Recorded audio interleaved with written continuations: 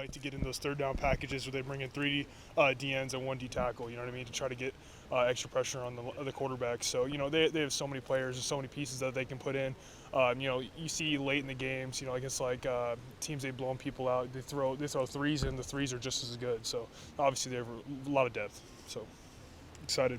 Shane, you graded off the charts, obviously, this last week. But, that. those kind of things, you even notice, or is it something that's kind of like chatter to you guys? It's chatter. I think we all really worry about, inside our room and especially what our coaches grade us out at, you know what I mean? Right. And, I don't think our offensive line is getting enough talk as a collective unit yet, so we don't feel individually like we're doing enough. So every single day we're trying to make our unit, one of the best in the nation. I think once that's done, we'll be happy. That's never going to happen. We're never going to be satisfied. And having that mentality, where Tiger Woods says, and Jerry Rice, those guys that are that late in their career and still working as hard as they can. I remember watching this Jerry Rice video where he said, it was like his eighth season or something like that. Why you still work so hard? He's like, I just have this mentality where if I catch 90 passes one year, I want to catch 100 the next. It's just never stop getting better, never getting complacent. So that's the biggest thing. So, Shane, I'm sure you watched all USC's games, Yeah. but it seems like they're really good at home this year.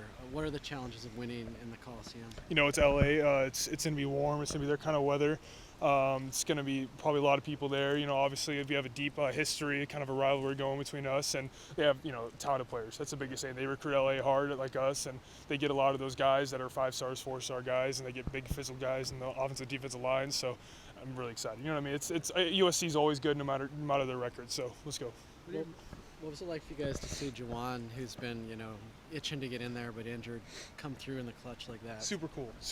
I've seen him in the treatment room, always working to get better, working on mobility and stuff, trying to get back and really just grinding in the film room. Every single Sunday when we're doing yoga, he's over there catching on the jugs. So I've never seen anybody like that works as hard as he has. So it's really cool to see him show up on the field. And I know he loves his team. He's been here for a short amount of time, but he already loves the other guys and loves his team. So it's really cool to see. What do you remember about 2016? You guys, a lot of freshmen, a lot of sophomores in that game. What do you remember? Got beat up pretty good. I think that it was another one of those welcome to college football kind of games where they beat us up pretty good. And obviously our defense wasn't playing very hot, and we couldn't score points. So I remember that, and I remember Coliseum being rowdy.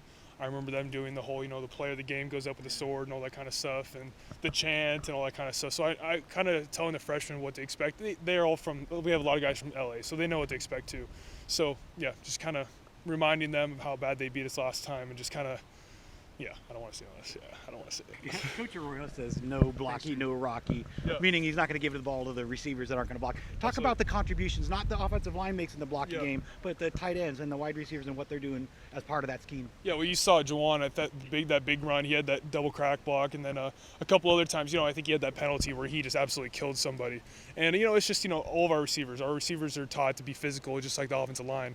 And, you turn on our tape, no matter what position you look at, we hope to see a physical football team, no matter if you're a running back, if you're a kicker, anybody. So I think they're doing a really good job of really, because to run the ball well, you have to have good wide receiving, good perimeter blocking. And I think the way we're running the ball well and picking it back up over the first couple games of the season was very good. I think the reason we picked it up so much is because of perimeter blocking. So, yeah. One of the keys to college football is not having letdowns, and you guys have had 2 emotional wins in a row. Do you get the sense that you guys are on track to do that 3 weeks in a row? Yeah, I don't want to predict anything. Right. You know what I mean? But just how have you guys bounced back that's the thing. They're like everyone's saying, oh, it's an emotional win, whatever. When we were in the game, it didn't really feel like in our back of our mind, we never really thought we were going to lose. So I think we're just trained differently. I think with the practice that we put in the week have kind of trained us to be in any type of position. Even when they scored that last touchdown, Washington State, we never flinched. We never said, okay, this could be it.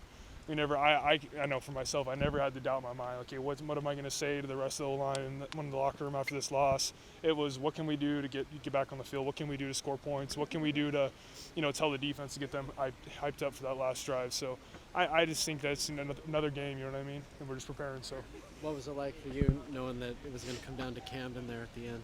It's cool, man. I put it in the kicker's hands, man. That's his job, and I think he does it well. So, everyone's going to get called upon. Everyone's going to get their number called, And some games, like the UW game, the offensive line was called upon. If we're going to win this game, we got to run the ball. We did that, and, it's the same thing with him. To win this game, he's got to kick it. He did. So, yeah, it's awesome. Is that a good sign that you guys have won in a variety of different ways? Defense dominated for a month there. You guys on offense have put together some late drives. Yeah, obviously you have more work to be done. Not to get in those positions where we're kind of having to rally back at the end.